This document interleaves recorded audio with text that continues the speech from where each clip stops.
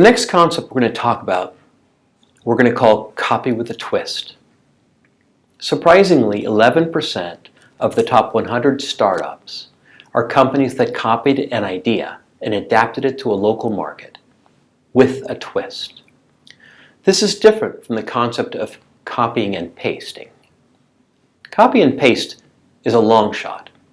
The key to the success of taking an idea from another market and planting it into yours is to understand the dynamics underlying the product and the success your company is looking at.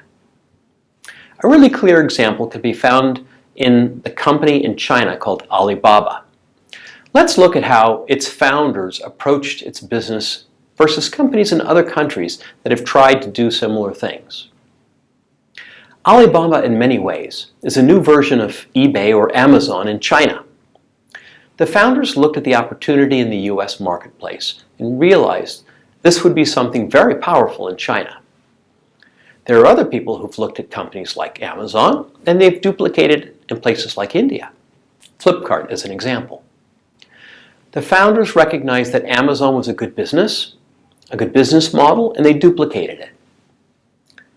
This is what we term cut and paste model.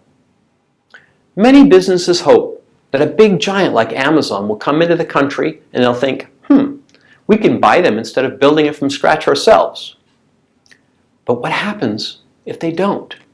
The issue is that if and when a real company like Amazon comes into the marketplace and decides not to buy, they can often overpower the copied business.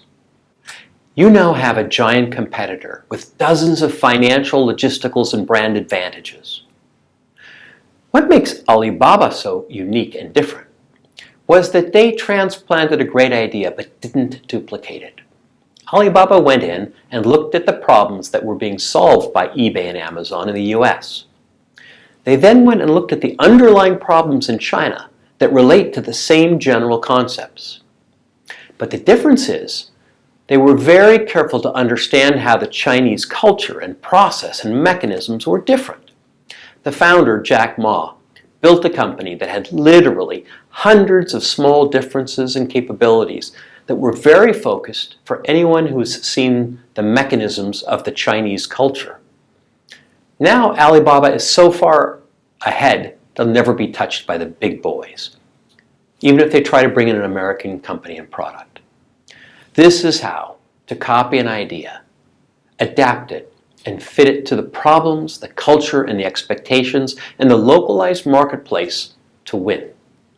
There are hundreds of opportunities to take business plans, programs, and most importantly, problems that exist in developed markets that have been tested and you know work, and map them to your market.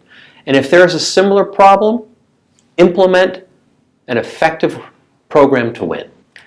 A clear example and opportunity would be in Africa, where mobile phone usage, particularly smartphone usage, is really increasing.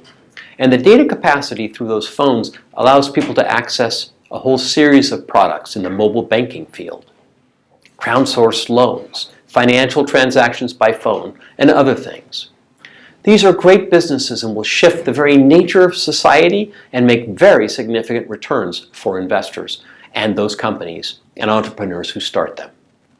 So long as the founders look at, listen to, adapt the technology and services to the local market, expectations, financial models, culture, and user capabilities.